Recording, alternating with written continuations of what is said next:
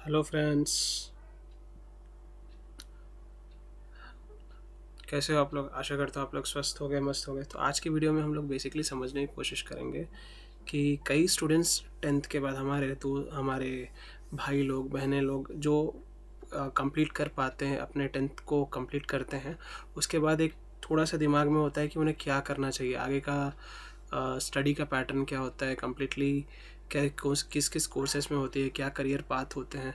सो एक बेसिकली एक छोटा सा डाउट होता है हर स्टूडेंट को, थोड़ा सा। जब हम लोग भी जब टेंथ में थे तब हम लोग को भी होता था कि यार आगे क्या पढ़ें।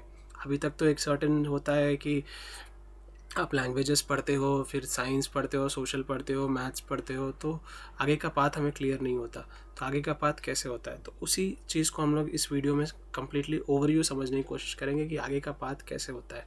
तो इन जनरली नेक्स्ट स्टेप क्या होता है आपके टेंथ के बाद का। तो इन जनरली आप पहले तो टेंथ कंप्लीट कर रहे हो, ठीक है।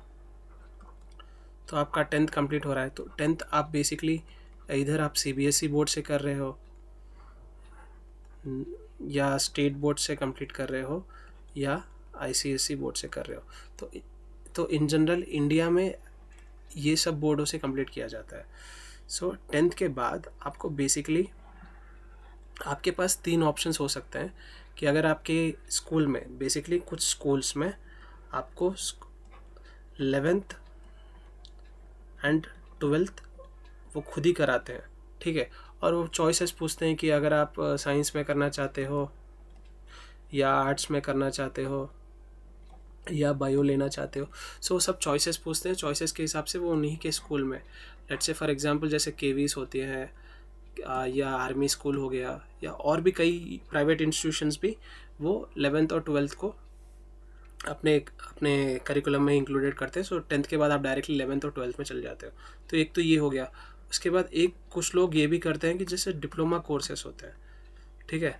तो एक तरीके से ये वोकेशनल कोर्सेस होते हैं, ठीक है। और इसका ड्यूरेशन होता है 3 इयर्स। ये 3 इयर्स का कोर्स होता है। जैसे आप 11th 12th 2 इयर्स हुआ, ठीक है, लेकिन ये 3 इयर्स का कोर्स होता है। ये इसमें अपना आईटीआई रिलेटेड कोर्सेस हो गया, या इसी के रिलेटेड कुछ हार्डवेयर के रिलेटेड कोर्स हो गया, कुछ सॉफ्टवेयर के रिलेटेड कोर्स हो गया। तो कई इंस्टीट्यूशंस अपने डिप्लोमा कोर्सेज भी देते हैं। तो कुछ स्टूडेंट्स डिप्लोमा भी चूज़ करते हैं कि वो टेंथ के बाद डायरेक्टली आईटीआई कर लें, उसके बाद डायरेक्टली गवर्नमेंट एग्जाम्स की तैयारी कर लें और उन्हें जॉब मिल जाए। तो कुछ ऑप्शंस ये भी होते हैं।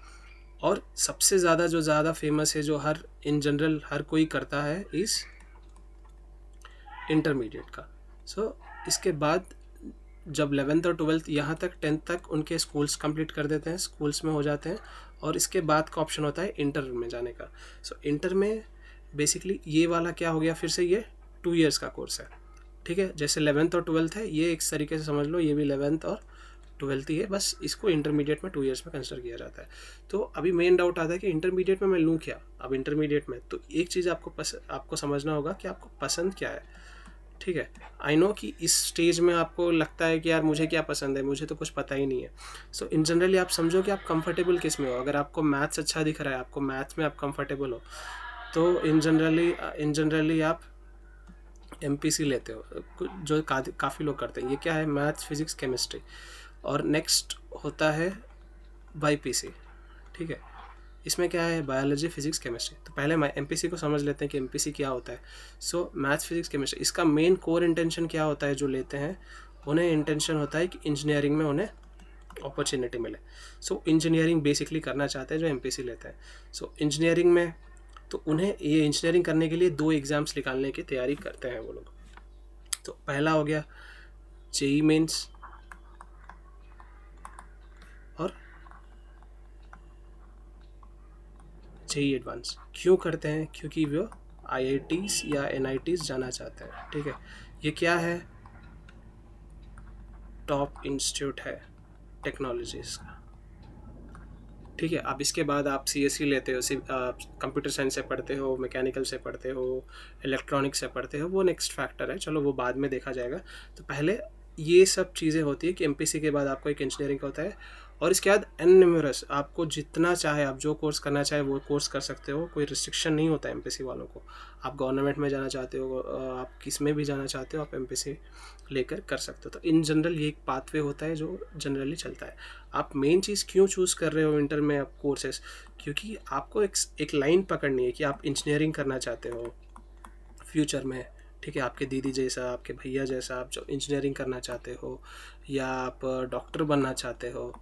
तो मतलब एक तरीके से एक माइंड स्ट्रक्चर होता है, या आप सीए करना चाहते हो, या आप एक मॉडल बनना चाहते हो, आप कुछ भी हो सकता है, या आप एक कंटेंट क्रिएटर बनना चाहते हो, ठीक है, या आप एक लॉयर बनना चाहते हो। तो कुछ भी आपको जो भी है, तो वो एक करियर पाथ को पकड़ के हम लोग चूज़ करते हैं कि हमें क्या करना चाहिए। सो अब ये जैसे, या फिर आप बिज़नेस स्टार्ट करना चाहते हो, कुछ भी हो सकता है आपका, आपका नीश कुछ भी हो सकता है, आप क्यों करना चाहते हो, तो उस चीज़ को बेसिकली हम लोग समझेंगे। अब ये बाईपीसी के बाद क्या होता है, ये बेसिकली क्यों एमबीबीएस करने के लिए, क्योंकि डॉक्टर बनने के लिए मेन इंटेंशन क्या होता है, एमबीबीएस जो करते हैं उनका होता है कि उन्हें डॉक्टर बनना है, ठीक है। सो अगर कुछ लोग डॉक्टर भी बनते हैं, कुछ लोग नर्सिंग में भी जाते हैं, कुछ लोग बैचलर्स कोर्स करते हैं, जैसे हो गया ऑक्यूपेशनल थेरेपी नाम का कोर्स होता है, जैसे फिजियोथेरेपी सुनते हैं काफ़ी लोग, तो फिजियोथेरेपी नाम का कोर्सेस होते हैं, ठीक है। सो फार्मा के रिलेटेड काफ़ी लोग करते हैं काम। सो अगर इफ इन केस वो एमबीबीएस नहीं हो पाता, एमबीबीएस में नहीं कर पाते, तो वो लोग नर्सिंग, अब किसी लोग को इंटेंशनली नर्सिंग में इंटरेस्ट होता है तो वो नर्सिंग लेते हैं, और कुछ लोगों को फिजियोथेरेपी वगैरह में कोर्सेस में इंटरेस्ट होता है तो वो लेते हैं फार्मेसी। तो ये एक करियर पाथ हो गया मेडिकल के रिलेटेड।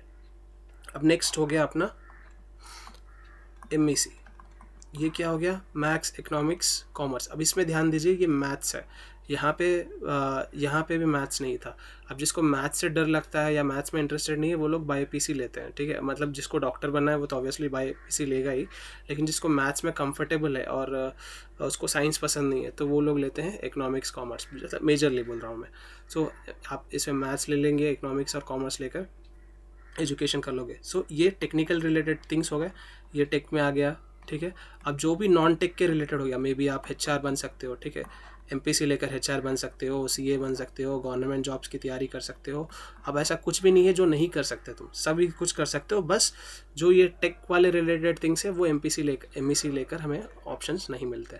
और नेक्स्ट ऑप्शन हो गया सिविक्स, इकोनॉमिक्स, कॉमर्स का। तो इसमें मैथ्स है, इसमें सिविक्स है, तो इसमें सोशल स्टडीज़ के जो टॉपिक्स हैं वो भी कॉन्सेप्ट हो जाता है। तो इन जनरली अगर किसी को मैथ्स और साइंस दोनों से इंटरेस्टेड नहीं है, तो वो लोग क्या चूज़ करते हैं, सीएससी चूज़ करते हैं। तो आई थिंक समझ में आ गया होगा।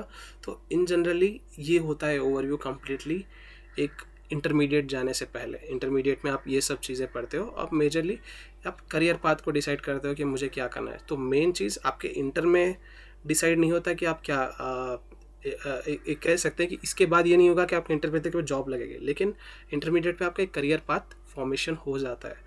तो इसलिए ध्यान से लीजिए, थोड़ा सा आपने रिसर्च करिए, अपने भाइयों से, अपने बहनों, अपने दीदियों से, जो भी है, अपने दोस्तों से पूछिए, अपने सर से पूछिए, पूछकर वाइसली डिसीजन लीजिए, ठीक है।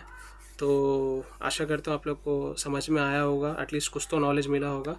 तो अपने भाइयों के साथ, अपने दोस्तों के साथ बिल्कुल शेयर करिएगा इसको, और अगर चैनल को सब्सक्राइब नहीं किया तो सब्सक्राइब कर लीजिए, ऐसे ही इंटरेस्टिंग वीडियो इस चैनल पे आते ही रहेंगे, ठीक है।